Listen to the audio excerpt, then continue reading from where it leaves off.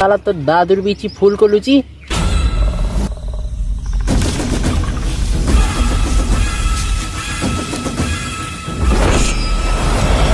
বেটা গুবে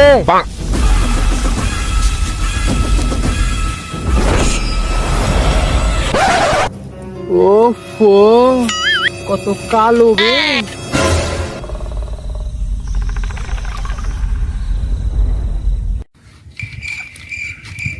ফুটা করে শুনে নাও সবাই। আমি কানের কথা বলছি।